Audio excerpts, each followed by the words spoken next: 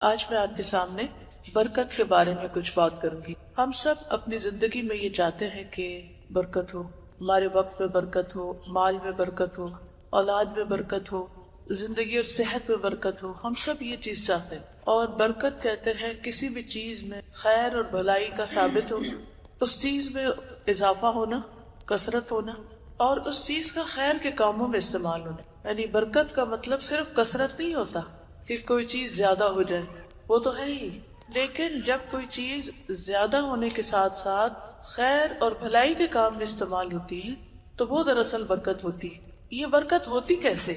یعنی کسی بھی چیز کے اندر خیر کہاں سے آتی؟ مثلاً ہماری اولاد، ہمارا گھر، مال، رزق، بچے، یہ اس وقت ہوتی ہے جب انسان کے اندر ایمان اور تقوی ہوتا ہے۔ کسی گھر کے رہنے والوں کے اندر جب ایمان ہوتا ہے، اللہ کا ڈر ہوتا ہے، تو ان کے گھر میں برکت ہوتی ہے، تھوڑا رزق بھی بہت ہو جاتا ہے۔ لیکن اس کے برعکس جب لوگ اللہ تعالیٰ کی نافرمانی کرتے ہیں، اللہ تعالیٰ کی مرضی کے خلاف کام کرتے ہیں، اللہ سے ڈرتے نہیں، اور جب اللہ کا ڈر نہیں ہوتا تو ظاہر ہے پھر اللہ کی اطاعت بھی نہیں ہوتی، تو وہاں پر پھر خیر و برکت نہیں ہوتی۔ وہاں سب کچھ ہوتے ہوئے بھی سکون نہیں ہوتا، خوشی نہیں ہوتی، اطمینان نہیں ہوتا، اور ایک غم اور خوف اور ڈپریشن کی کیفیت ہوتی۔ ہر وقت انسان کو یہ فکر ہوتی ہے کہ معلوم نہیں کہ یہ چیز میرے پاس رہے گی یا نہیں رہے گی۔ اگر برکت ہو تو دنیا میں تو ظاہر ہے امتحان ہے ہی، چیزیں آنی جانی ہیں، لوگ آنے جانے ہیں، اور ہماری زندگی کا ہر دن ایک کم ہوتا چلا جاتا ہے، تو یہ سب کچھ تو اپنی جگہ ہے ہی، لیکن ان چیزوں کے نقصان پر بھی پھر انسان دراصل پریشان نہیں ہوتا، اس کو بھی اللہ کی رضا سمجھ کر قبول کرتا ہے، اور اس پر دل کو ایک اطمینان اور ایک سکینت نصیب ہوتی۔ انسان اللہ تعالیٰ کے فیصلوں پر راضی ہو جاتا ہے۔ قرآن مجید میں اللہ تعالیٰ فرماتے ہیں وَلَوْ أَنَّ أَهْلَ الْقُرَىٰ آمَنُوا وَاتَّقَوْا لَفَتَحْنَا عَلَيْهِمْ بَرَكَاتٍ مِّنَ السَّمَاءِ وَالْأَرْضِ۔ اگر واقعی بستیوں والے ایمان لے آتے اور تقوی اختیار کرتے، احتیاط کی زندگی بسر کرتے، گناہوں سے بچ کے رہتے، تو ہم ضرور ان پر آسمان اور زمین سے بہت سی برکتوں کے دروازے کھول دیتے، بہت سی برکتیں نازل کر دیتے۔ تو اس سے یہ بات صاف ظاہر ہے، واضح کر دی گئی ہے، کھول کے بتا دی گئی ہے کہ اگر اللہ کی فرما برداری ہوگی تو برکت ہی برکت ہوگی۔ پھر اسی طرح ہم دیکھتے ہیں کہ قرآن مجید میں اور نبی صلی اللہ علیہ وسلم کی سنت میں بہت دفعہ اس کا ذکر کیا گیا ہے۔ حضرت ابراہیم علیہ السلام پر ہم ہر نماز میں برکت کی دعا کرتے ہیں۔ ہم کہتے ہیں اللہم صلی علی محمد وعلی آل محمد کما صلیت علی ابراہیم وعلی آل ابراہیم انک حمید مجید اللہم بارک علی محمد وعلی آل محمد کما بارکت علی ابراہیم وعلی آل ابراہیم انک حمید مجید۔ اے اللہ محمد صلی اللہ علیہ وسلم پر اور آپ کی آل پر برکت نازل فرما، جیسا کہ آپ نے ابراہیم علیہ السلام اور ان کی آل پر برکت نازل کی، وہ بڑے پھلے پھولے۔ اسی طرح تو محمد صلی اللہ علیہ وسلم کی امت پر بھی، آپ کی آل پر بھی برکت نازل فرما۔ تو یہ ایک ایسی دعا ہے جو ہم ہر نماز کے اندر اتحیات میں پڑھتے ہیں، لیکن جو لوگ نماز ہی نہ پڑھیں ان کو برکت کہاں سے نصیب ہوگی؟ ان کو تو یہ دعا لگ ہی نہیں سکتی، کیونکہ نہ وہ برکت کی دعا مانگتے اور نہ ہی پھر وہ دعا کا حصہ بنتے ہیں، کیونکہ جو شخص نماز ہی نہ پڑھے، جو اللہ تعالیٰ کے آگے جھکے ہی نہ، تو وہ پہلے ہی درجے پر اپنے آپ کو بہت بڑے خیر سے محروم کر لیتا ہے۔ ابراہیم علیہ السلام کے بعد ان کے بیٹے اسحاق علیہ السلام کے بارے میں قرآن مجید میں آتا ہے، اللہ تعالیٰ فرماتے ہیں سورۃ صافات میں وَبَارَكْنَا عَلَيْهِ وَعَلَىٰ إِسْحَاقَ، اور ہم نے اس پر بھی برکتیں نازل کی اور اسحاق علیہ السلام پر بھی۔ ابراہیم علیہ السلام کے دو بیٹے ہیں، اسماعیل علیہ السلام اور اسحاق علیہ السلام۔ اسماعیل علیہ السلام کی اولاد سے تو نبی صلی اللہ علیہ وسلم، لیکن اسحاق علیہ السلام سے پھر آگے یعقوب علیہ السلام، اور یعقوب علیہ السلام سے آگے پھر ان کی 12 بیٹے ہیں اور پھر بنی اسرائیل ہے، اور اس طرح ابراہیم علیہ السلام کی اولاد اور اولادہ کی اولاد پر برکتیں ہی برکتیں۔ اسی طرح نبی صلی اللہ علیہ وسلم جس شخص کو برکت کی دعا دے دیتے تھے وہ پھلتا پھولتا تھا۔ مثلا حدیث میں آتا ہے کہ اللہ کے رسول صلی اللہ علیہ وسلم نے حضرت انس کو برکت کی دعا دی تھی، اور حضرت انس کہتے ہیں کہ انہوں نے اپنی زندگی میں ان کی اولاد میں سے 100 سے زیادہ بیٹے پوتے اور ان کی اولاد تھی آگے۔ خود ان کی عمر بہت لمبی تھی، ان کے رزق میں بہت برکت تھی، کیونکہ انہیں برکت کی دعا ملی تھی نبی صلی اللہ علیہ وسلم سے، اللہم بارک لہو بی عمرہ و مالہ۔ پھر اسی طرح یہ ہے کہ صحابہ کرام بھی ایک دوسرے کو برکت کی دعا دیا کرتے تھے۔ مثلا نبی صلی اللہ علیہ وسلم جب مدینہ پہنچے ہیں تو آپ نے انصار اور مہاجرین کے درمیان میں ایک رشتہ مواخات قائم کیا، بھائی چارے کا۔ اس میں ایک مہاجر اور ایک انصاری دونوں آپس میں، جو مہاجر آتا تھا وہ انصاری کا مال، گھر میں سے جو بھی اس کی ضرورت کی چیز ہوتی تھی اس کو دی جاتی تھی، ایک طرح سے شیئر کرتے تھے۔ تو عبد الرحمن بن عوف جو مہاجر تھے، ان کو سعد بن ربیع جو انصاری تھے ان کا بھائی بنایا گیا تھا۔ اب ہوا کیا کہ نبی صلی اللہ علیہ وسلم نے جب ان کو آپس میں بھائی بنایا تو سعد بن ربیع بہت خوش ہوئے۔ انہوں نے عبد الرحمن بن عوف کو اپنا آدھا مال اور اپنا باغ اور باقی چیزوں کے علاوہ یہ کہا کہ میری 2 بیویاں ہیں، تم جس سے شادی کرنا چاہتے ہو میں اس کو طلاق دے دیتا ہوں اور پھر تم اس سے شادی کر لینا۔ لیکن عبد الرحمن بن عوف تو اللہ کے لیے مدینہ میں آئے تھے اور دنیا کے مال و متاع کے لیے نہیں آئے تھے، تو انہوں نے دعا دی اور کہا کہ اللہ تعالیٰ تمہیں برکتیں عطا کرے، بارک اللہ لک فی اہلک و مالک، اللہ تمہارے گھر والوں میں تمہارے مال میں برکت دے، دلونی علی السوق، مجھے بازار کا راستہ دکھاؤ، میں خود جا کے کام کاج کروں گا۔ اور پھر انہوں نے تجارت شروع کر دی اور ان کی تجارت میں اتنی برکت ہوئی کہ کچھ عرصے کے بعد جب انہوں نے شادی کی تو اپنی بیوی کو سونے کی گٹھلی جو تھی وہ مہر کے طور پر دی۔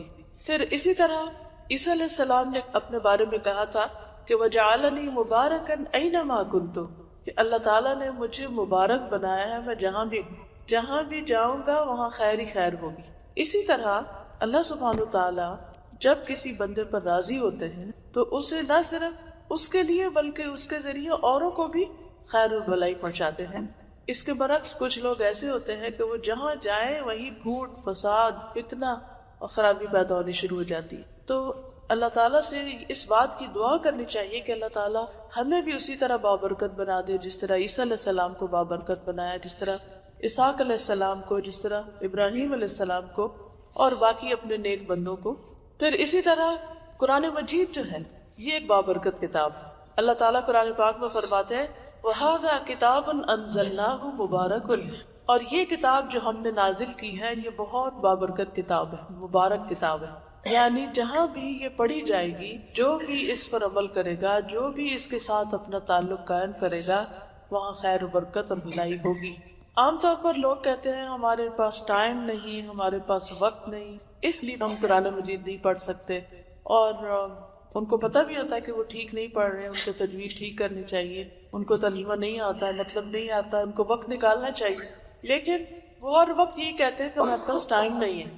کبھی انہوں نے یہ بات سوچی کہ جو لوگ پڑھتے ہیں ان کے پاس ٹائم کہاں سے آتا ہے؟ وہ بھی تو انسان ہیں، ان کے بھی بہت کام کاج ہوتے ہیں، ان کا بھی گھر بار، اولاد، بچے، سب کچھ۔ کوئی ایسا تو نہیں کہ ان کی ہر چیز جو ہے وہ ختم ہو گئی اور انہوں نے صرف یہ کام کرنا ہے، سب کچھ ہوتا ہے، لیکن ان کے وقت میں برکت ہو جاتی، ان کے مال میں برکت ہو جاتی، ان کے گھر میں برکت ہو جاتی، بہت سی بیماریوں سے محفوظ ہو جاتے، بہت سے حادثات سے محفوظ ہو جاتے جو ہمارا وقت کھا جاتے ہیں، یا بہت سی چیزیں ایسی کہ جو ہمیں اپنے اندر اس طرح مشغول کر لیتی ہیں کہ جس سے ہمیں پتہ ہی نہیں چلتا کہ ہم نے کیا کرنا اور کیا نہیں۔ تو اس لیے انسان کو ہمیشہ اس کتاب کے ساتھ تعلق قائم کر کے رکھنا چاہیے، چاہے اس کو زبانی یاد کرے، چاہے اس کو صحیح طور پر پڑھنے کی پریکٹس کرے، چاہے اس کو سمجھے، چاہے گھر میں اس کی تلاوت کرے، چاہے گھر میں اس کو لگائے۔ اب آپ دیکھیں بہت سے لوگوں کو یہ شکایت ہوتی ہے کہ ہمیں نظر لگ گئی ہے، ہمیں جادو ہو گیا ہے، ہمارے اوپر کسی نے کچھ کر دیا ہے، وغیرہ وغیرہ۔ ہر دوسرا بندہ اس کی شکایت کرتا ہوا ملتا ہے۔ کیا بعض بیماریاں ایسی ہوتی ہیں کہ جن کا پتہ ہی نہیں چلتا بیماری ہے کیا، سارے ٹیسٹ صحیح ہوتے ہیں اور بندہ پھر بھی بیمار ہوتا ہے۔ تو ایسی تمام چیزوں کا علاج کیا ہے؟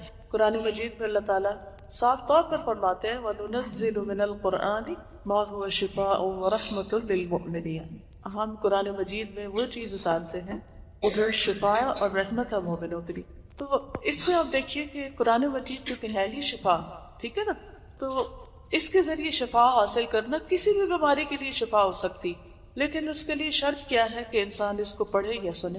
میں کسی اسکالر کو سن رہی تھی تو وہ کہتے ہیں کہ لوگ میرے پاس آتے ہیں، اپنی بیماریوں کا ذکر کرتے ہیں، اپنی پریشانیوں کا ذکر کرتے ہیں، تو میں ان کو کہتا ہوں کہ قرآن پاک پڑھو، تو وہ کہتے ہیں وہ ہم پڑھ نہیں سکتے، ان کو پڑھنے کا دل نہیں چاہتا، یا دنوں انہوں نے قرآن نہیں کھولا ہوتا۔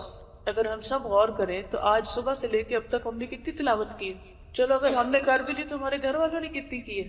اب اکثر مسلمان گھرانوں کا حال یہ ہو گیا ہے کہ صبح کے وقت قرآن پاک کی تلاوت نہیں ہوتی بلکہ لوگ سوئے رہتے ہیں. ساری رات بھی آرام کر کے پھر صبح اٹھ کے پھر دوبارہ عادت ہوتی ہے اور کچھ بھی نہیں، ضرورت نہیں ہوتی، بس عادت ہے. تو عادت ایک ایسی چیز ہے کہ جو انسان بس مجبور ہو جاتا ہے اس کے ہاتھ. انسان سمجھتا بھی کہ غلط چیز ہے لیکن پھر بھی کرتا چلا جاتا ہے. تو انہوں نے ایک واقعہ سنایا کہ کس طرح انہوں نے کسی کو اسی طرح کوئی بیمار آیا تھا، اسے کہا کہ قرآن مجید پڑھو، تو اس نے کہا میں پڑھ نہیں سکتا. انہوں نے کہا اچھا پھر سنو. کہتے کتنا سنو؟ میں نے کہا کہ تم نے صبح سے لے کر شام تک، رات تک سننا ہے. کہتے یہ تو بڑا مشکل ہے. انہوں نے کہا یا پھر ٹھیک ہو جاؤ تو یا پھر یہ مشکل برداشت کرو، یا یہ مشکل یا وہ مشکل. تو کہتے کہ بہرحال اس نے سننا شروع کیا اور کہا کہ دوپہر کو کھانے کے وقت اور پھر اس کے بعد قیلولہ ضرور کرنا، کیونکہ شیطان قیلولہ نہیں کرتا، تو تم قیلولہ کر لینا اور پھر دوبارہ سننا اور پھر سننا اور پھر سننا. کہتے کہ اس نے اسی طرح کیا اور ہوا یہ کہ اس کو متلی سی ہونے لگی، سنتے سنتے سنتے متلی سے ہونے لگی. اور جب اس نے وامٹ کیا تو اس کے اندر سے ایک چھوٹا سا پتھر اور کچھ بالوں کی کچھ ٹکڑے ایسے گرے لگی ہوئی بالوں کی، اور اسی طرح کچھ اور چیزیں جو تھی وہ اندر سے نکلی اور اس کی طبیعت کچھ ہلکی ہونی شروع کی. اور پھر اس کے بعد اگلے دن پھر اس نے سنا، پھر اسی طرح اس نے وامٹ کیا، پھر اسی طرح. اس کے بعد یہ کہ بالکل وہ ٹھیک ہو گیا بندہ. اب یہ ہوتا ہے کہ بعض اوقات ہم جب بیمار ہوتے ہیں تو ہم قرآن بھی چھوڑ دیتے ہیں، ذکر بھی چھوڑ دیتے ہیں اور ڈپریشن میں چلے جاتے ہیں، سب چیزیں. اور پھر ہم کہتے ہیں کوئی ہمارے لیے پڑھ دے. اب کون اتنا فارغ ہے سارا دن ہمارے لیے پڑھے؟ کتنا بھی کوئی پیار کرے کسی سے، کسی کی ہمت نہیں. تو یہ اللہ کا اتنا بڑا احسان ہے ہم ایسے دور میں کہ ہمیں ہر قسم کے قاریوں کی آواز میں قرآن پاک کی تلاوت ملی اور ہم اس کو لگا کر سن سکتے. لیکن یہ کہ وہ ایسا نہیں کہ ادھر لگایا اور ادھر باتیں ہو رہی ہیں اور بیچ میں جیسے مریض اسپتال میں داخل کرتے تھے ایسے ہی ایسے بندے کو کسی کمرے میں بند کر دینا چاہیے اور اس کے پاس کوئی اور دنیا کی باتیں نہیں کرنی چاہیے اور مسلسل قرآن اس کو سنوانا چاہیے. کیونکہ قرآن شفا ہے. لوگ کہتے ہیں کوئی تعویذ مجھے لا دو، وہ آسان کام ہے، وہ رکھ دو، وہ لٹکا دو، لیکن قرآن نہیں. حالانکہ قرآن مجید بابرکت کتاب ہے. اگر ہم ہر روز گھر میں صبح شام پڑھتے رہیں تو انشاءاللہ ایسی چیزوں کو داخلے کا موقع ہی نہیں ملے گا، وہ تو خود ایک پروٹیکشن بن جائے گا. پھر اسی طرح یہ ہے کہ انسان کی جو غذا ہے اس کے اندر بھی برکت ہوتی. مثلا آپ صلی اللہ علیہ وسلم فرمایا کہ جب کھانا کھاؤ تو ان سائڈ سے کھاؤ، بیچ میں برکت اترتی. اچھا تو بہت سے لوگ کیا کرتے ہیں، بس وہ گھولے جاتے ہیں یا کھانے کے ہمارے طریقے ایسے ہوتے ہیں چمچ سے یا بیچ میں سے پیتے ہیں یا کھاتے ہیں تو ہر جگہ چمچ پھر رہا ہوتا ہے. تو کھانا چاہے چمچ سے ہی کھائیں تو کیا کریں، سائڈ سے کھانا شروع کریں. سوپ بھی پیئیں تو سائڈ سے پینا شروع کریں. تو اس سے کیا ہوگا کہ اگر وہ آپ سائڈ سے بھی کھائیں گے نا، جب یعنی سوپ بھی پی رہے ہیں تو اسے سائڈ سے لیتے لیتے لیتے تو انشاءاللہ تعالی جب اینڈ ہوگا تو آپ کا پیٹ بھرا ہوا ہوگا، یعنی آپ کو ایک سیٹسفیکشن کی فیلنگ ہوگی. اور اگر بسم اللہ پڑھ کے کھائیں تو اس سے کیا ہوتا ہے، برکت نازل ہوتی ہے اس کھانے سے اور ایک تسلی ہوتی ہے. ورنہ کیا ہوتا ہے کہ بعض اوقات ہم بہت سا بھی کھا لیتے ہیں اور کھانے کے بعد ایسا لگتا ہے کھائے کچھ نہیں، کیونکہ ایسے کھانے میں شیطان شریک ہو جاتا ہے. اسی طرح پھل بھی صحیح مسلم میں آتا ہے، حضرت ابو ہریرہ سے مروی ہے، جب لوگ نیا پھل دیکھتے تو اسے نبی صلی اللہ علیہ وسلم کے پاس لے کر آتے.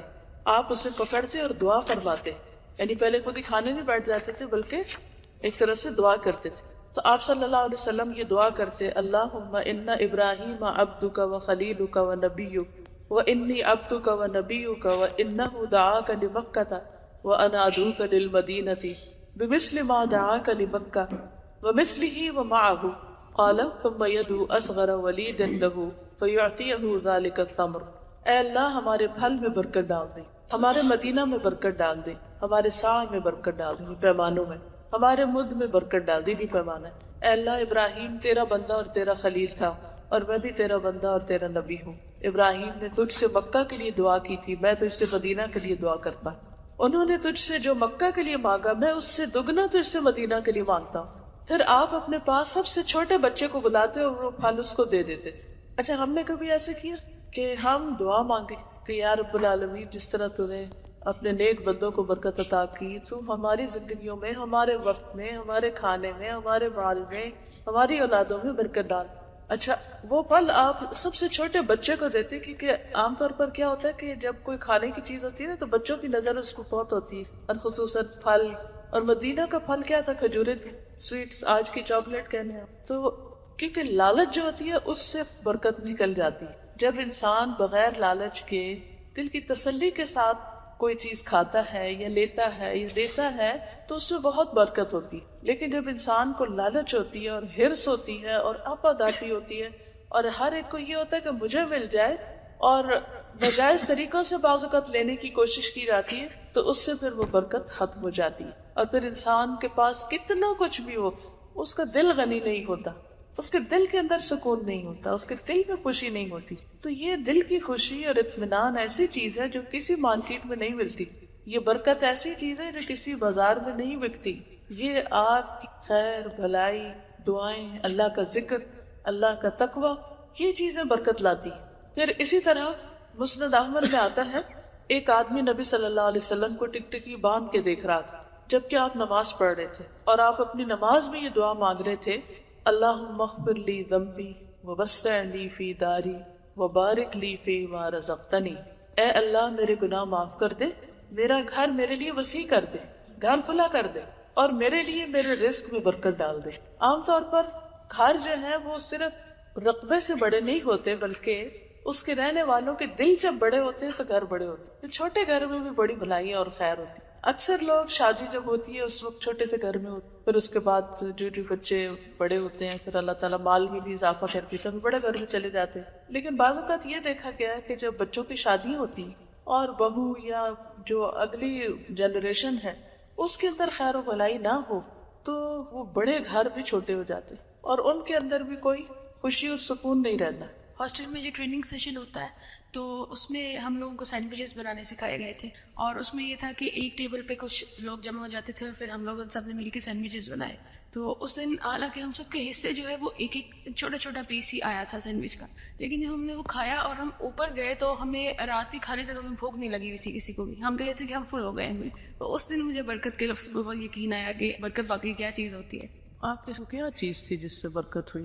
سب کے مل جل کر کام کرنے سے، کیونکہ ید اللہ ہی فوق الجماع، جماعت پر اللہ کا ہاتھ ہوتا ہے۔ جب لوگ مل کر کام کرتے ہیں، ایک دوسرے کا احترام کرتے ہیں، ایک دوسرے کا خیال رکھتے ہیں، ایک دوسرے کے لیے ایثار کرتے ہیں تو برکت ہوتی ہے۔ اور جب آپا دھاپی ہوتی ہے، لالچ ہوتی ہے، خود غرضی ہوتی ہے اور ہر کوئی کھینچا تانی کر رہا ہوتا ہے تو برکت اٹھ جاتی ہے۔ پھر اسی طرح صحیح بخاری میں ہے، ایک صحابی کہتے ہیں عروۃ البارقی کہ نبی صلی اللہ علیہ وسلم نے مجھے ایک دینار دیا کہ میں آپ کے لیے ایک بکری خرید کر لاؤں۔ اس سے میں نے 2 بکریاں خریدی، پھر ایک بکری 1 دینار کے عوض بیچ دی۔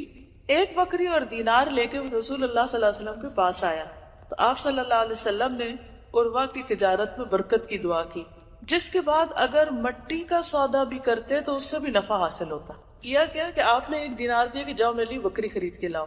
وہ گئے، انہوں نے پہلے تو 2 بکریاں خریدی اس سے، پھر ان میں سے ایک بیچ دی 1 دینار کی، اور واپس ایک بکری بھی لے کے دینار بھی واپس لے گئے۔ تو آپ خوش ہو گئے کہ اتنا سمجھدار اتنا اچھا کام کر کے آئے، تو آپ نے اس کو برکت کی دعا دی۔ اور وہ کہتے ہیں کہ اس کے بعد میں کوئی بھی تجارت کرتا، چاہے مٹی بیچتا، تو بھی مجھے نفع حاصل ہو۔ تو اس سے ایک بات یہ بھی پتہ چلتی ہے کہ وہ جو پیسے لے کر گئے تھے وہ نبی صلی اللہ علیہ وسلم کے پیسے تھے، اس پیسے میں بھی برکت، اور پھر انہوں نے اس کو ضائع نہیں کر دیا کہ اچھا چلو ٹھیک ہے لینی ہے نا، کوئی سستی کے مارے کوئی بھی چیز پکڑ کے لیتے، اس کو اچھی طرح اس سے کام لیا، اس سے 2 خریدی، پھر اس سے آگے اور تجارت کی۔ عام طور پر جب ہمیں کوئی کام کہہ دے کرنے کا تو ہم بس خانہ پوری کر دیتے ہیں، کر لیا کر ہو گیا، اس کو آسان طریقے سے نہیں کرتے۔ اب کیا ہوتا ہے کہ دوسرے کا دل نہیں خوش ہوتا، پھر اس کے دل سے دعا نہیں نکلتی۔ تو کوئی بھی کام انسان جب اللہ کے ڈر سے کرتا ہے، اللہ کو خوش کرنے کے لیے کرتا ہے، تو اس سے اس کے اندر برکت پیدا ہو جاتی، اس کے اندر سے خیر و بھلائی پھوٹتی، اور اس خیر و بھلائی کا اثر دور دور تک جاتا ہے۔ سنن ترمذی کی روایت میں ہے کہ نبی صلی اللہ علیہ وسلم نے فرمایا، بارک اللہ لک فی صفقۃ یمینک، اللہ تعالیٰ تیرے دائیں ہاتھ کے سودے میں برکت ڈال دے۔ کہتے ہیں اس کے بعد وہ کوفہ کی طرف جاتے اور بہت زیادہ نفع کماتے، اور اہل کوفہ کے مالداروں میں شامل ہونے لگے، یعنی ان کو اتنا مال نصیب ہوا کہ وہ بڑے بڑے مالداروں میں شامل ہو گئے۔ اسی طرح حضرت انس کو جو آپ نے دعا دی تھی برکت کی، تو وہ کہتے ہیں کہ اللہ کی قسم میرے پاس بہت زیادہ مال ہے، میری اولاد اور پوتے 100 سے زیادہ تجاوز کر چکے۔ کہتے ہیں کہ حضرت انس کا ایک باغ تھا جو 1 سال میں 2 دفعہ پھل دیتا تھا، اور اس باغ میں ایک پھول تھا جو کستوری کی خوشبو دیتا تھا۔ اچھا، سال میں 2 دفعہ پھل، یہ میں نے اپنی آنکھ سے کسی کے یہاں دیکھا۔ پچھلے دنوں لاہور جانا ہوا میرا، تو وہاں پر ایک بزرگ خاتون ہے، تو وہ کافی عرصے سے مجھے کہتی تھی آپ کبھی لاہور آئے تو میرے گھر ضرور آئیں۔ تو کبھی وقت ہی نہیں ہوتا تھا. تو اس دفعہ تھوڑا سا میرے پاس وقت نکلا, بلکہ میں جہاں ٹھہری ہوئی تھی وہاں سے گھر قریب تھا. تو کہتی ہے کہ آئے میرے گھر, تو میں چلی گئی. اچھا جب میں گئی تو وہ اپنی روٹین بتانے لگی کہ کس طرح میں صبح گرمی اور سردی 3 بجے اٹھ جاتی اور پھر وہ تہجد پڑھتی ہوں, قرآن مجید پڑھتی ہوں, اور پھر اپنے باغ میں لے گئی, باہر لان تھا ان کا, درخت لگے ہوئے تھے, اور کہتی کہ میں یہاں بیٹھ کر بھی قرآن پڑھتی ہوں. اور آپ دیکھیں کہ اس وقت نومبر کا موسم ہے اور میرے درخت پھل لگے ہوئے ہیں, آم لگے ہوئے ہیں. جی میں نے اپنی آنکھ سے دیکھ. کہتی یہ درخت میرا سال میں 2 دفعہ پھل لاتا ہے, اتنی برکت.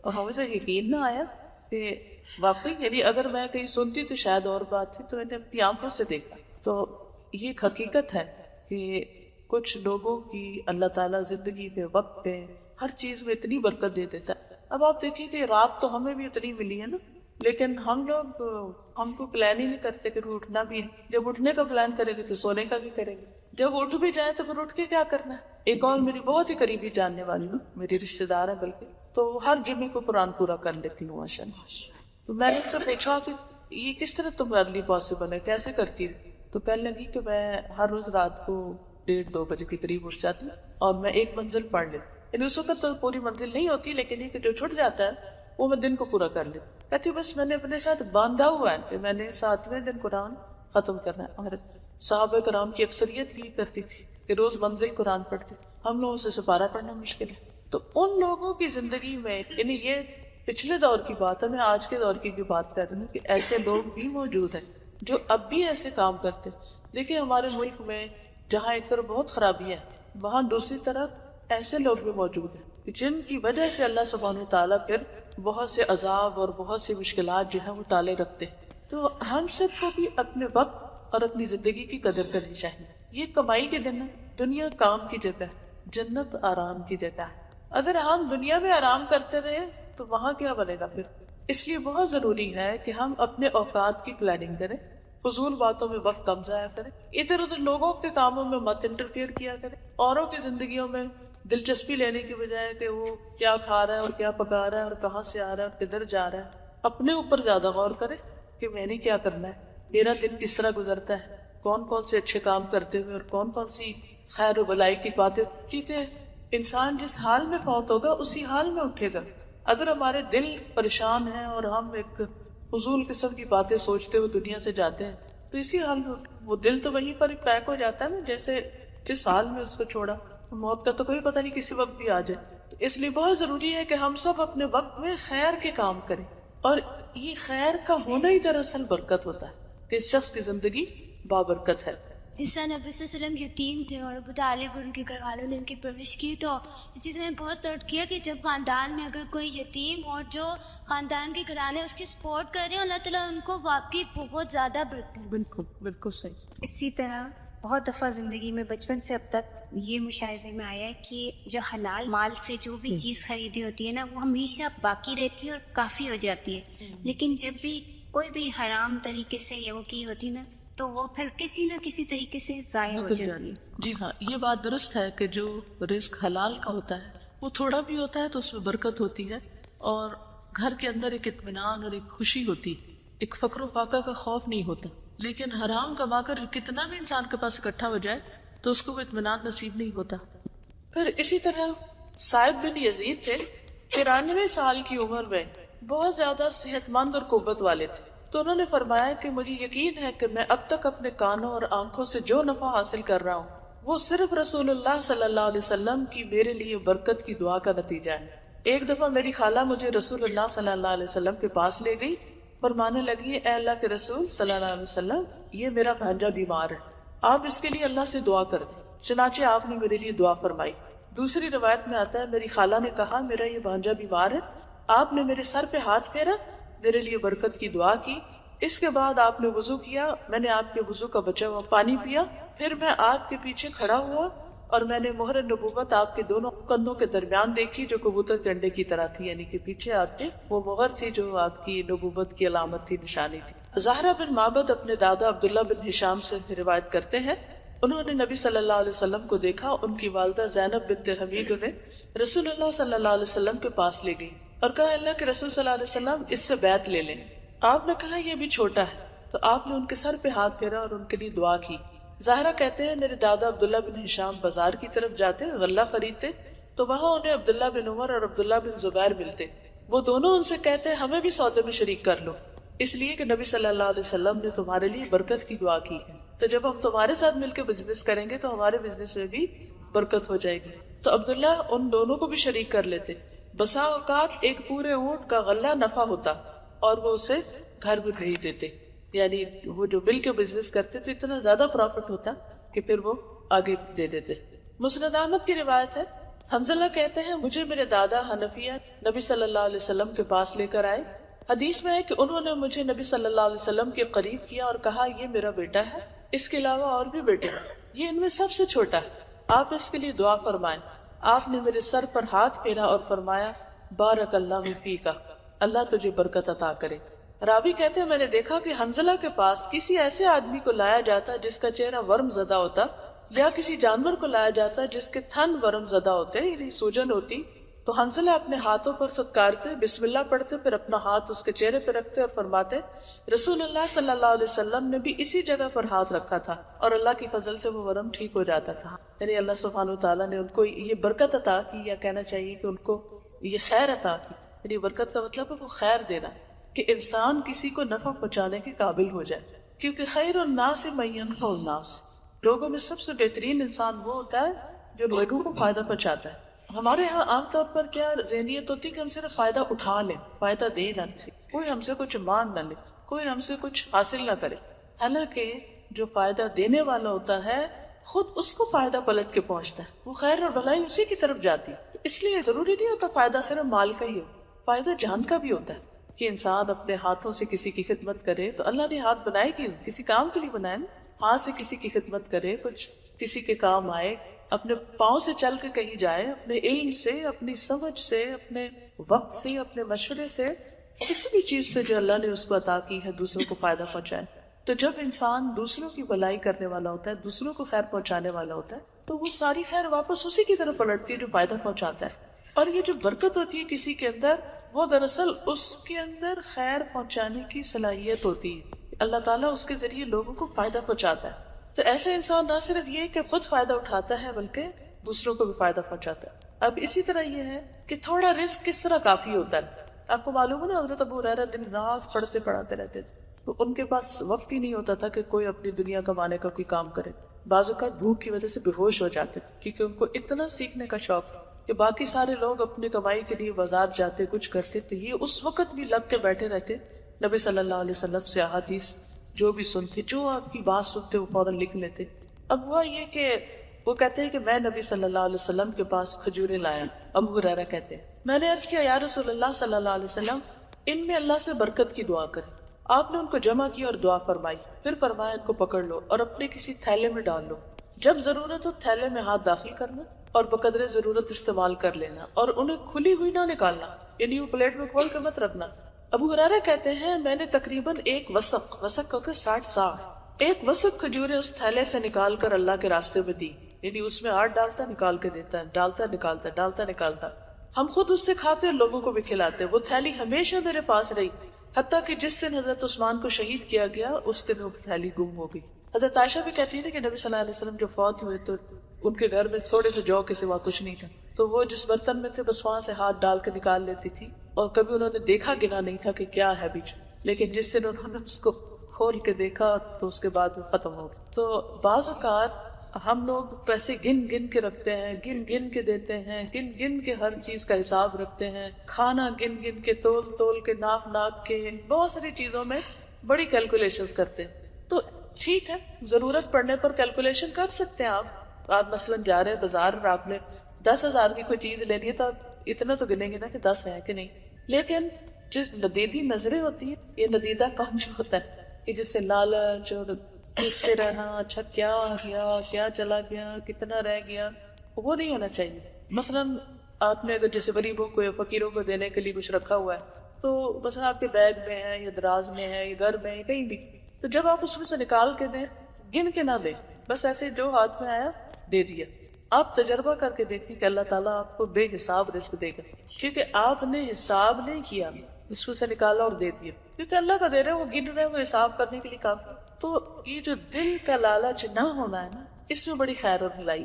ابو ہریرہ کہتے ہیں کہ وہ 55 سال سے زیادہ اس میں سے کھجوریں کھاتے رہے، یعنی اتنا عرصہ وہ اس میں سے دیتے بھی رہے اور کھاتے بھی رہے، اور اللہ سبحانہ تعالیٰ نے ان کو برکت عطا کی.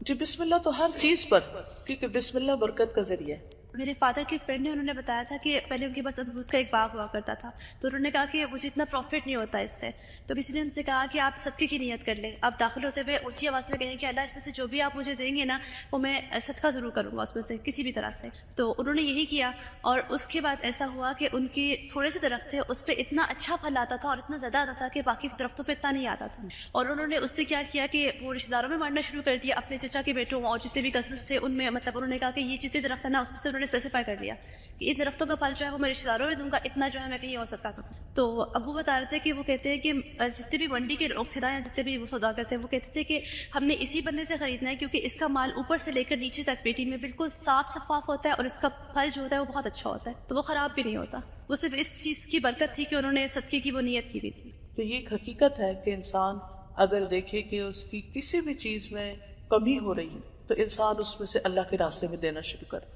اللہ سبحانہ وتعالیٰ کا وعدہ ہے کہ من جاء بالحسنۃ فلہ عشر امثالھا، جو ایک نیکی لائے گا اللہ اس کے بدلے میں 10 اس کو عطا کرے گا. برکت کا ایک اور کانسیپٹ بھی میں نے جو آبزرو کیا وہ یہ کہ جب آپ صدقہ دیتے ہیں تو ایک اور طرح سے برکت ہوتی ہے کہ آپ کا مال ایکسٹرا خرچ ہونے سے بھی بچ جاتا ہے. میرا پرسنل ایکسپیرینس یہ ہے کہ جب میں نکلتی ہوں تو میں عادت ہے یہ صدقہ دے کے نکلوں، تو اگر میں وہ مس کرتی ہوں تو مجھے یہاں سے یونیورسٹی جانے تک بھی پتہ نہیں اتنے میری اسپینڈ ہو جاتا ہے پیسے نا، کبھی کیب میں کبھی یہ لینے میں کبھی کس طرح، تو وہ مجھے اس ٹائم پھر کلیک ہوتا ہے کہ میں ضائع ہونے سے بچ جاتا ہے جب بھی میں صدقہ کرتی ہوں. جب نا میں فیل کرتی تھی اپنے پیسے گنتی نہیں تھی، تو جب اپنا پرس فیل کرتی تھی کہ ہلکا ہو رہا ہے منتھ کے اینڈ میں، تو میں کیا کرتی تھی اس میں سے روز صدقہ نکالنا شروع کر دیتی تھی. اور الحمدللہ میں نے اس چیز کو فیل کیا کہ مہینہ ختم ہو جاتا تھا میرا پرس خالی نہیں ہوتا. الحمدللہ، کیونکہ اللہ تعالیٰ پھر اپنی رحمت سے بہت سی ایسی چیزوں سے بھی بچا لیتا ہے کہ جہاں انسان کا جمع پونجی ساری ختم ہو جاتی ہے بعض اوقات. تو اس لیے صدقہ جو انسان کی پروٹیکشن کا ذریعہ بھی ہے اور ہر طرح کی خیر و بھلائی لانے کا ذریعہ بھی ہے. پھر اسی طرح جب ایک غزوہ کے موقع پر کھانے کو کچھ نہیں تھا تو لوگوں نے کہا کہ اونٹ ذبح کرتے ہیں، تو حضرت عمر نے منع کیا کہ اونٹ ذبح کر دیے تو سواریوں کا کیا ہوگا، سواریاں نہیں رہیں گی. تو اس پر پھر آپ نے فرمایا کہ سارے لوگ اپنے پاس جو کچھ ہے وہ اکٹھا کریں ایک جگہ.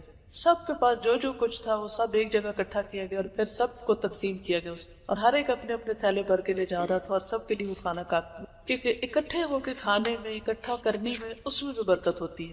اسی طرح ایک موقع پر نبی صلی اللہ علیہ وسلم کے پانی تھوڑا تھا وضو کا، تو آپ نے اس میں ہاتھ ڈالا تو اس میں سے بے شمار لوگوں نے وضو کیا، اور صحابی کہتے ہم نے دیکھا کہ جیسے نبی صلی اللہ علیہ وسلم کی انگلیوں سے پانی نکل رہا، یعنی اس طرح کی برکت محسوس ہو رہی تھی. اسی طرح یہ ہے کہ بعض اوقات کچھ کام ایسے بھی ہوتے ہیں کہ جن سے برکت زیادہ ہوتی ہے.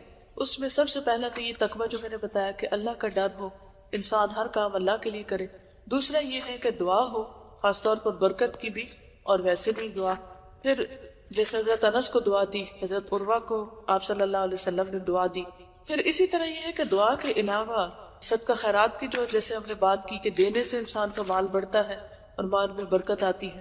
ایک حدیث میں آتا ہے، حکیم بن حزام کہتے ہیں میں نے رسول اللہ صلی اللہ علیہ وسلم سے سوال کیا، آپ نے مجھے دے دیا، میں نے پھر مانگا، آپ نے مجھے پھر دے دیا، میں نے پھر مانگا، تو آپ نے فرمایا اے حکیم یہ مال سرسبز اور میٹھا ہے، جو اسے نفس کی سخاوت کے ساتھ لیتا ہے اس کے لیے اس میں برکت ڈال دی جاتی، اور جو اسے لالچ کے ساتھ حاصل کرتا ہے اس کے لیے اس میں برکت نہیں ہوتی. وہ اس آدمی کی طرح ہے جو کھاتا ہے لیکن اس کا پیٹ نہیں بھرتا. پھر اسی طرح حدیث میں آتا ہے کہ صدقہ دینے سے مال کم نہیں ہوتا. ہر روز 2 فرشتے اترتے ہیں جو دعا کرتے ہیں کہ اللہ دینے والے کو اور دے اور روکنے والے کا پہلا بھی ضائع کر دے. پھر اسی طرح قرآن مجید میں آتا ہے کہ ما انفقتم من شیء فهو یخلفہ وهو خیر الرازقین، کہ جو کچھ تم خرچ کرو گے اللہ اس کی جگہ اور دے دے گا اور وہ بہترین رازق ہے. پھر اسی طرح ابو طلحہ رضی اللہ تعالیٰ عنہ کے باغ تھے مدینہ میں اور انہوں نے اس کو اللہ کے راستے میں خرچ کر دیا، حالانکہ وہ باغ جو تھے وہ ان کے پسندیدہ ترین باغ تھے. اور یہ اس آیت کے بعد جب اللہ تعالیٰ نے یہ آیت نازل کی لن تنالوا البر حتی تنفقوا مما تحبون، اپنی محبوب ترین چیز جو ہے وہ بھی اللہ کے لیے خرچ کرنی چاہیے. پھر کاروبار بھی جب سچ بولا جاتا ہے تو اس میں برکت ہوتی ہے، جھوٹ کاروبار کی برکت کو ختم کر دیتا ہے. اسی طرح صبح کے وقت میں برکت ہے. نبی صلی اللہ علیہ وسلم نے اپنی امت کی صبح میں برکت کی دعا کی، اللہ مبارک لامتی فی بکورہا۔ پھر اسی طرح کھانے کے وقت جب انسان سنت کے مطابق کھانا کھاتا ہے تو اس میں بھی برکت ہوتی، جیسے برتن کو چاٹ لینا، انگلیوں کو چاٹ لینا۔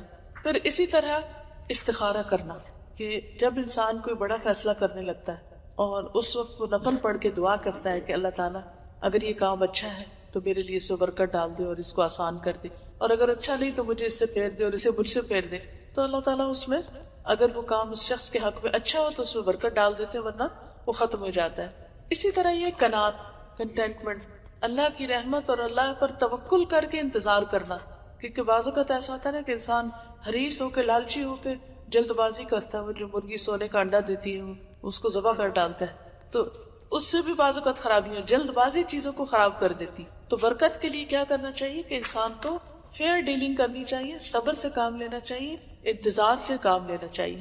کچھ چیزیں ایسی ہیں جو برکت روک دیتی ہیں، جس میں اللہ کی نافرمانی اور گناہوں کے کام ہے۔ پھر اسی طرح قطع رحمی ہے، اس قوم پر، اس گھر پر برکت نازل نہیں ہوتی جو اپنے رشتوں کو کاٹ دیتے، جو رشتوں کا لحاظ نہیں کرتے۔ پھر اسی طرح جو والدین کے ساتھ اچھا سلوک نہیں کرتے، پھر جو جھوٹی قسمیں کھائیں سودا کرتے وقت، اس میں برکت نہیں ہوتی۔ پھر اسی طرح نکمی چیزوں کا صدقہ، ردی مال اللہ کے راستے میں دینا، اس سے پھر نہیں مال آگے بڑھتا۔ پھر اسی طرح بلا وجہ، بلا ضرورت اپنی زمین بیچ دینا۔ حدیث میں آتا ہے جو شخص گھر یا غیر منقولہ جائیداد، پلاٹ وغیرہ کو بیچ دے اور اس کی قیمت اس جیسی جگہ پر خرچ نہ کرے تو وہ اس لائق ہے کہ اس میں برکت نہ ہو۔ یعنی مثلا آپ کا گھر تھا اور آپ نے اسے بیچ کے پیسہ بینک میں ڈال دیا، جو بینک میں رکھتی، یا دوبارہ نہیں انویسٹ کیا تو بھی برکت نہیں ہوتی۔ یعنی اگر آپ نے کوئی ایسی چیز بیچی ہے تو پھر کیا کریں، اس طرح کی کوئی اور چیز خریدیں، یعنی بزنس کریں یا پھر اس پیسے کو کسی بہتر استعمال میں لائیں تاکہ برکت ہو۔ اسی طرح جب انسان ہیلے بہانوں سے حرام مال کھاتا ہے تو بڑی مجبوری ہے، اس طرح سچ بولنے سے تو بزنس اچھا نہیں ہوگا اور کچھ نہ کچھ تو جھوٹ بولنا ہی پڑتا ہے، کچھ رشوت دینی پڑتی ہے، اس طرح کی چیزیں ٹھیک ہے ہمارے معاشرے میں بہت خرابیاں ہیں، لیکن پھر بھی انسان چھوٹی چھوٹی باتوں میں اللہ کی نافرمانی شروع کر دے تو اس سے بھی برکت اٹھ جاتی اور خرابیاں پیدا ہو جاتی ہیں۔ پھر اسی طرح دنیا کی حرص اور طمع رکھنا، مال کی زکوٰۃ ادا نہ کرنا، جس مال کی زکوٰۃ ادا نہیں کی جاتی وہ مال تباہ ہو جاتا ہے، یعنی وہ زکوٰۃ بھی جاتی ہے اور جس مال کے اندر ملاوٹ ہوتی ہے وہ بھی ختم ہو جاتا ہے۔ اسی طرح ناپ تول میں کمی کرنا جو ہے وہ بھی مال کی برکت کو ختم کر دیتا ہے۔ پھر اللہ کے دیے ہوئے رزق پہ راضی نہ ہونا، اس سے بھی برکت ختم ہو جاتی ہے۔ پھر یہ ہے کہ کچھ لوگ بابرکت ہوتے ہیں، کچھ جگہ بابرکت ہوتی ہے، اسے پیغمبر بابرکت ہوتے ہیں۔ نوح علیہ السلام کے بارے میں بھی آتا ہے، قرآن مجید میں آتا ہے قیل یا نوح اہبط بسلام منا وبرکات علیک وعلی امم ممن معک، کہ اے نوح آپ اتر جائیے ہماری طرف سے عظیم سلامتی اور بہت سی برکتوں کے ساتھ۔ آپ دیکھیں اس وقت دنیا ختم ہو گئی تھی، صرف چند وہ لوگ تھے جو اس کشتی میں تھے، یہ چند جانور تھے، لیکن اللہ نے ان میں اتنی برکت ڈالی کہ اب آپ دیکھیں دنیا میں پھر ساری اولاد انہی سے۔ پھر اسی طرح پہلے ذکر ہوا کہ حضرت عیسیٰ علیہ السلام، حضرت ابراہیم، حضرت اسحاق علیہ السلام پر برکتیں، موسیٰ علیہ السلام، پھر نبی صلی اللہ علیہ وسلم، آپ کے صحابہ کرام، ان میں سے بھی بعض ایسے تھے کہ جن کے ساتھ بہت بہت برکتیں منسوب۔ پھر اسی طرح قرآن مجید اور جو بھی لوگ دین پر ہوں، نیک کام کریں، ان کے ساتھ بھی اللہ تعالیٰ برکت لگا دیتے ہیں۔ سورۃ البقرہ کا پڑھنا برکت کا ذریعہ ہے، اگر گھر میں یہ پڑھی جائے، اور اس کا چھوڑ دینا حسرت کا ذریعہ ہے۔ پھر سلام جس گھر میں بہت کیا جائے وہ بابرکت جگہ ہو جائے، سلام کی کثرت، کیونکہ اس میں ہم کیا کہتے ہیں، السلام علیکم ورحمۃ اللہ وبرکاتہ۔ حضرت انس فرماتے ہیں کہ رسول اللہ صلی اللہ علیہ وسلم نے مجھ سے کہا، اے میرے بیٹے جب اپنے گھر میں داخل ہو تو سلام کہیں، تیرے اوپر برکت ہوگی اور تیرے گھر والوں پر بھی برکت ہوگی۔ اسی طرح حجامہ جو ہے یہ بھی برکت کا ذریعہ ہے۔ ایسا آپ دیکھیے حجامہ تو نہیں ہے جس میں خون سک کر کے نکالتے ہیں، حالانکہ خون نکالا جا رہا تھا، عام طور پر جب آپ خون نکالتے ہیں تو کمزوری ہوتی ہے، لیکن حجامہ جو ہے وہ برکت کا ذریعہ ہوتا ہے۔ نبی صلی اللہ علیہ وسلم نے فرمایا 3 چیزوں میں شفا ہے، سینگی لگوانا، شہد پینا اور داغنا، لیکن میں اپنی امت کو داغنے سے منع کرتا ہوں، یعنی جلا کے علاج نہ کیا جائے۔ ایک اور روایت میں نہار کو سینگی لگوانا بہت اچھا ہے، یعنی صبح صبح کھائے پیے بغیر، اس میں شفا اور برکت ہے، یہ عقل کو زیادہ کرتی، یاداشت مضبوط کرتی۔ جو کوئی اللہ کے نام سے سینگی لگانا چاہے وہ جمعرات کے دن لگوائے، جمعہ اور ہفتہ اور اتوار کے دن سینگی لگوانے سے بچو۔ کپنگ ہوتی ہے نا، اسی طرح پہلے سینگ سے لگاتے تھے، اب تو کپس آ گئے۔ آپ نے کبھی دیکھا ہے جو علاج ہے چائنیز طریقہ علاج ہے، لیکن یہ ہے کہ نبی صلی اللہ علیہ وسلم کے زمانے میں بھی یہ ہوتا تھا.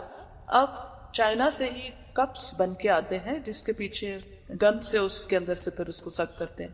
الحمدللہ الوداع میں شروع کیا گیا ہے، اور اس میں یہ ہے کہ پہلے اس کو ایک طرح سے ڈی سینسیٹائز کرتے ہیں، پھر اس کے بعد اس کے اندر کٹ لگاتے ہیں چھوٹے چھوٹے، پھر خون نکالتے ہیں، تو وہ جو گندا خون ہوتا ہے وہ باہر آ جاتا ہے. جمعرات کا دن زیادہ بہتر ہے. جمعہ، ہفتہ اور اتوار کے دن نہیں لگوانا چاہیے. سوار اور منگل کے دن بھی لگوانے میں فائدہ ہے، کیونکہ ان دنوں میں اللہ تعالیٰ نے ایوب علیہ السلام سے بیماری کو دور کیا تھا. بدھ کے دن بچنے کو کہا گیا کیونکہ اس دن اللہ تعالیٰ نے ایوب علیہ السلام کو بیماری میں ڈالا. ہمارے یہاں کیا ہے، بدھ کا مسود، حالانکہ یہ الٹ ہے اس سے. کوڑ اور برس کی بیماری بدھ کے دن یا رات کو نکلتی. بارش بھی بابرکت ہے، اور اس کی برکتیں تو سب محسوس کرتے ہی ہیں کہ بہت سی بیماریاں ختم ہو جاتی. وَنَزَّلْنَا مِنَ السَّمَاءِ مَاءً مُبَارَكًا، ہم نے آسمان سے بابرکت پانی اتارا. آپ جتنا مرضی کھیتوں کو خود پانی دے، لیکن جو ایک بارش کے بعد ہریالی ہوتی ہے وہ نہروں کے پانی سے بھی نہیں ہوتی. پھر اسی طرح یہ ہے کہ برکت بڑوں کے ساتھ ہوتی. البرکت مع اکابرکم. لیکن ہمارے ہاں اب اولاد کا حال کیا ہوتا ہے، وہ کہتے ہیں بس بڑے ہمیں نظر نہ آئے، ہمیں کچھ منع نہ کرے، کسی چیز سے روکے نہیں. اور بڑوں میں 3 طرح کے بڑے ہوتے ہیں. ایک تو جو عمر میں بڑے ہوتے ہیں، دوسرے جو علم میں بڑے ہوتے ہیں، تیسرے جو تقویٰ اور نیکی اور خیر اور بھلائی کے کاموں میں بڑے، یعنی جو ہم سے زیادہ عبادت گزار ہیں، روزے دار ہیں، تہجد گزار ہیں، تلاوت کرنے والے. پھر اسی طرح جو ہم سے زیادہ علم میں ہیں، جو ہم سے زیادہ خیر و بھلائی کے کام کرنے والے. تو جو شخص بھی ہم سے آگے کسی بھی چیز میں ہو وہ خیر و بھلائی کا باعث ہے، بابرکت ہے. مائے زمزم جو ہے، زمزم کا پانی، یہ بھی برکت والا ہوتا ہے. حضرت جبریل جب نبی صلی اللہ علیہ وسلم کے پاس آئے تھے اور آپ کا سینہ چاکی اور اسے زمزم سے دھویا تھا. پھر اسی طرح آپ صلی اللہ علیہ وسلم نے اس کو بہترین کھانا کہا ہے، یعنی زمزم جو ہے. یعنی اگر کسی شخص کے پاس کھانا نہ ہو اور وہ صرف زمزم پیتا رہے تو وہ سروائیو کر سکتا ہے. کیونکہ ابو ذر رضی اللہ تعالیٰ عنہ نے جب مکہ میں اسلام قبول کیا تھا تو وہ مسجد حرام میں 30 دن ٹھہرے تھے، صرف پانی پیا. کتنا برکت والا پانی ہے. حالانکہ خالی پانی پی کے کوئی جی نہیں سکتا، لیکن اس پانی پر وہ، بلکہ وہ کہتے ہیں کہ اس کی وجہ سے میں موٹا تازہ ہو گیا اور میں نے دل میں کبھی بھی بھوک محسوس نہیں کی. یعنی کہ کتنا بابرکت ہے. پھر اسی طرح یہ ہے کہ عبداللہ بن مبارک حج کے لیے گئے تو زمزم کے پاس کھڑے ہو گئے، کہنے لگے اللہ تیرے نبی کا فرمان ہے زمزم کو جس مقصد کے لیے پیا جائے وہ پورا ہوتا ہے، میں اسے قیامت کے دن کی پیاس بجھانے کے لیے پیتا ہوں. تو ہماری نیت بھی صحیح ہونی چاہیے اور اس کے اندر یقین ہونا چاہیے کہ واقعی یہ بابرکت ہے. اسی طرح کھجور کا درخت بابرکت ہے. نبی صلی اللہ علیہ وسلم کے پاس صحابہ بیٹھے ہوئے تھے، آپ کے پاس کھجور کا خوشہ لایا گیا. نبی صلی اللہ علیہ وسلم نے فرمایا کون سا درخت ہے جس کی برکت مسلمان کی برکت کی طرح ہے؟ میں نے خیال کیا، عبداللہ بن عمر کہتے ہیں میں نے خیال کیا کہ وہ کھجور کا درخت. میرا دل چاہا کہ میں بتا دوں، لیکن میں صحابہ میں سے 10ویں نمبر پہ تھا، سب سے چھوٹا تھا، اس لیے میں خاموش رہا. تو نبی صلی اللہ علیہ وسلم نے فرمایا وہ کھجور ہی کا درخت ہے. تو کھجور جس گھر میں ہو وہاں پر بھوک نہیں ہوتی. اور زیتون کا درخت بھی بابرکت، اور زیتون کا تیل بھی بابرکت ہے. اللہ تعالیٰ نے قرآن پاک میں سورۃ نور میں فرمایا اللہ نور السماوات والارض مثل نورہ کمشکاۃ فیہا مصباح المصباح فی زجاجہ الزجاجۃ کأنہا کوکب دری یوقد من شجرۃ مبارکۃ زیتونۃ شجرۃ مبارکۃ زیتونۃ لا شرقیۃ ولا غربی. اللہ آسمان و زمین کا نور ہے، اس کے نور کی مثال ایک تاک کی طرح ہے جس میں ایک چراغ ہے، وہ چراغ ایک فانوس میں ہے، وہ فانوس گویا چمکتا تارا ہے، وہ چراغ ایک مبارک درخت زیتون سے روشن کیا جاتا ہے جو نہ شرقی ہے نہ غربی. بعض لوگوں نے زیتون کے درخت لگانے کی کوشش کی ہے یہاں پر، اتنا پڑتا تو نہیں کیونکہ یہ زمین اس کے لیے اتنی مناسب نہیں، لیکن ویسے ہی لگا چھوڑنا چاہیے، بابرکت درخت ہے تو ٹھیک ہے. پھر اسی طرح یہ ہے کہ نبی صلی اللہ علیہ وسلم نے فرمایا، سنن دارمی کی روایت ہے، زیتون کو کھاؤ کیونکہ وہ بابرکت ہے. تو اپنی خوراک میں زیتون شامل کر لینا چاہیے. اور اس کا جو تیل ہے خاص طور پر یہ بہت فائدے کی چیز. ہمارے جسم بہت سے ٹاکسن جمع ہو جاتے ہیں، یا پھر یہ کہ ہمارا جسم بڑھنے لگتا ہے تو ہم سوچتے ہیں کہ ہر طرح کے تیل آئلی چیزوں سے بچیں. ٹھیک ہے، باقی سے اگر آپ بچیں بھی، لیکن زیتون کے تیل کو اگر آپ استعمال کریں، آپ استعمال کر کے دیکھیں کہ اس سے آپ کے بدن میں اضافہ نہیں ہو. لیکن کھانے کا طریقہ یہ نہیں کہ اس کو کھانے پکانے شروع کر کے اس کو جلا دیں، را فارم میں اسے استعمال کریں. آپ مثلا کھانے سے پہلے 1 چمچ پی لیں، یا صبح ارلی مارننگ اگر 1 چمچ پی لیں، جس سے لوگوں کو کھانسی وغیرہ ہو جاتی ہے یا بعض اوقات بہت پرانی کھانسی ہو جاتی. تو میں نے کئی لوگوں کو یہ نسخہ بتایا اور الحمدللہ اس سے فائدہ ہوا. یہ صبح اٹھتے ہی وضو وغیرہ کر کے 1 چمچ، اور یہ نہیں کہ 1 چمچ پیتے ہی آگے کرتے، اس کو ذرا منہ کے اندر تھوڑا آہستہ آہستہ سپ کر کے اس کو لے جائیں. دودھ بھی برکت والی غذا ہے، اور دودھ پینے کے بعد دعا بھی کرنی چاہیے کہ اللہ تعالیٰ تو ہمیں اس میں برکت ڈال اور اس سے زیادہ عطا کر۔ پھر اسی طرح سحری کے وقت جو کھایا جاتا ہے اس سے برکت ہوتی ہے، اسی لیے اگر آپ روزہ رکھتے ہیں اور صبح کھا لیتے ہیں تو آپ کو دن کو اتنی بھوک نہیں لگتی جتنی ناشتے کے بعد دن کو لگتی ہے۔ پھر اسی طرح سرید جو ہے وہ باعث برکت ہے، سرید کہتے ہیں جسے شوربہ گوشت روٹی بھگو کے جو کھائی جاتی ہے۔ نبی صلی اللہ علیہ وسلم نے فرمایا 3 چیزوں میں برکت ہے، اکٹھے ہونے میں، سرید میں اور سحری میں۔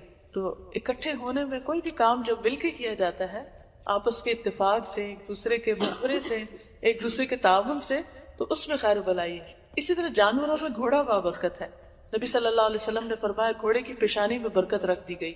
ایک اور جگہ پر آتا ہے کہ گھوڑے کی پیشانی میں قیامت تک کے لیے برکت رکھ دی گئی، بھلائی ڈال دی گئی ہے۔ اور اسی طرح اس جانور کو دوسرے جانوروں پر فوقیت حاصل ہے۔ پھر اسی طرح بکریوں میں بھی برکت ہے، نبی صلی اللہ علیہ وسلم نے فرمایا بکریاں رکھو اس لیے کہ ان میں برکت ہوتی ہے۔ رمضان کا مہینہ بابرکت ہے، لیلۃ القدر بابرکت ہے، لیلۃ القدر خیر من 1000 شہر، ایک رات کی عبادت 1000 مہینوں سے بہتر ہے۔ مکہ اور مدینہ کا شمار بابرکت جگہوں میں ہوتا ہے، نبی صلی اللہ علیہ وسلم نے مدینہ کے لیے دگنی برکت کی دعا کی ہے۔ شام کی زمین جو ہے وہ بھی بابرکت ہے، آپ نے اس کے لیے بھی دعا کی تھی۔ یمن کی زمین کے لیے بھی دعا کی تھی، وہ بھی بابرکت ہے۔ مدینہ کی وادی عقیق میں بھی برکت ہے، وہ مقام جہاں اللہ تعالیٰ نے موسیٰ علیہ السلام سے کلام کیا تھا، وزید ہوا، وہ بھی بابرکت ہے۔ نہر فرات جو ہے وہ بھی بابرکت ہے۔ مسجد حرام بابرکت ہے، رمضان میں آپ دیکھیں کہ افطار کے وقت وہاں پر تھوڑی سی چیز کھا کے پوری تراویح لوگ پڑھتے رہتے، صبح کے انہوں نے کچھ کھایا ہوتا ہے، اور کتنی طاقت ہوتی ہے اس تھوڑے سے کھانے میں بھی کہ انسان باقی نماز بھی آرام سے پڑھ لیتا ہے۔ پھر مسجد نبوی میں بھی بابرکت جگہ ہے، نبی صلی اللہ علیہ وسلم نے فرمایا میرے گھر اور ممبر کے درمیان کی جگہ جنت کے باغوں میں سے ایک باغ ہے، قیامت کے دن میرا ممبر میرے حوض پر ہوگا۔ پھر نبی صلی اللہ علیہ وسلم کی زندگی میں برکت کی کئی ایک مثالیں ملتی ہیں، اور آپ کے صحابہ کرام کی زندگی میں بھی۔ تو اصل بات یہ ہے کہ اگر انسان اللہ سبحانہ وتعالیٰ کے ساتھ ایک یعنی تعلق رکھتا ہے اور اللہ تعالیٰ کی مرضی کے مطابق زندگی بسر کرتا ہے تو وہ زندگی بابرکت ہے، ورنہ وہ وقت جس میں اللہ کی اطاعت نہ ہو، اللہ کی نافرمانی کے کام ہو، تو وہ خیر و بلائی اور برکت کا وقت نہیں ہو سکتا۔ حلال کمائی بھی حلال کمائی میں برکت، بالکل۔ اللہ تعالیٰ سے دعا ہے کہ اللہ تعالیٰ ہمارے وقت پہ اور ہماری آج کی اس مجلس میں بھی برکت عطا فرمائے۔ سبحان اللہ والحمد للہ ولا الہ الا اللہ واللہ اکبر ولا حول ولا قوة الا باللہ العلی العظیم۔ اللہم صل علی محمد وعلى آل محمد كما صليت على إبراهيم وعلى آل إبراهيم إنك حميد مجيد۔ اللهم بارك على محمد وعلى آل محمد كما باركت على إبراهيم وعلى آل إبراهيم إنك حميد مجيد۔ آمین۔ ربنا آتنا في الدنيا حسنة وفي الآخرة حسنة وقنا عذاب النار۔ آمین۔